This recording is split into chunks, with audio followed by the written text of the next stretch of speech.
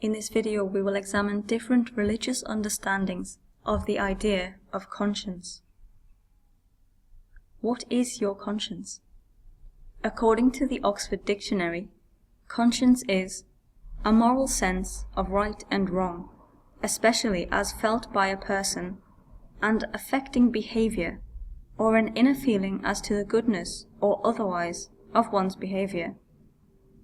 Conscience has two roles, according to this definition: to guide behavior in the first instance, and to reflect on actions already carried out in the second, such that we can say, "My conscience is clear." The conscience is an inward principle that helps us to decide on our own actions and allows us to judge the actions of others. It is a means by which we can judge ourselves. One of the fathers of the Church, Saint Jerome, who lived from 347 to 420, believed that humans have an innate capacity to distinguish right from wrong. He wrote that it is through conscience that we discern that we sin.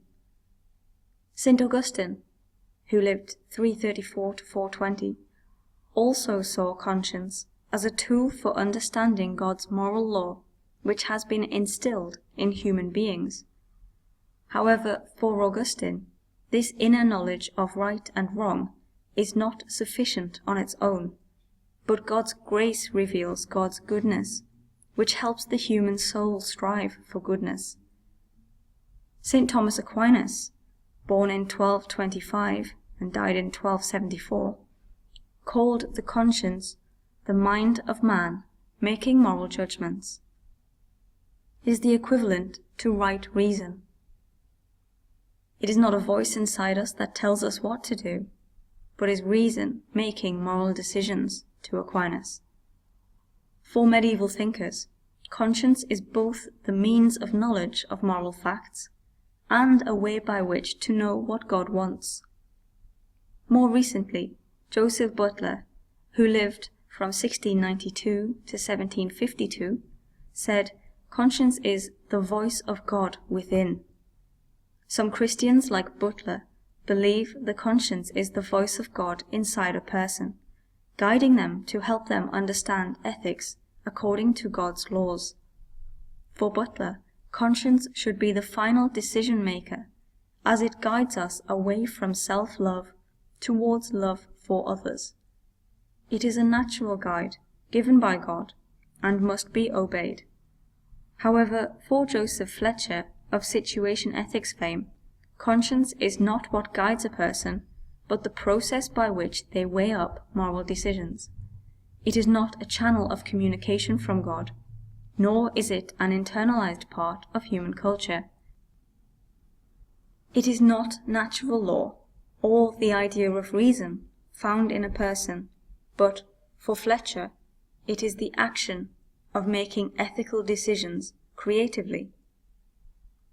Modern theologian John Macari, born in 1919, distinguishes between types of conscience.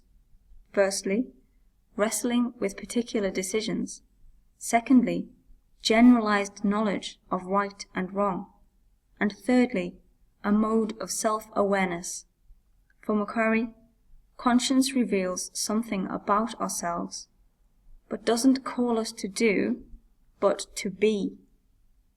What we want to be affects what we do. Some Jewish people believe that conscience is what separates humans from animals and shows that human beings are created in the image of God. It is our conscience which makes us reflect on our actions and to look inwards to see whether we are doing the right thing. It is not, however, a substitute for God's commandments. God's revelation exists in the Torah, and this cannot be replaced by the conscience. The conscience must therefore be instructed by God's commandments. A person should apply God's laws to their conscience in order for the conscience to make proper judgments. Many Jewish people believe that the conscience can be misguided, especially when a person does not act on Jewish teaching. Conscience is the name given in traditional Christian writing to the power of reason that justifies moral decisions. French philosopher Blaise Pascal wrote, "Men never do evil so fully and so happily as when they do it for their conscience' sake." What do you think he means by this? It highlights one of the major issues of relying on the conscience, that someone may have a misguided conscience and feel fully justified in committing actions that most others would call unethical. If, as Butler says, conscience must always be obeyed, we are in a worrying position.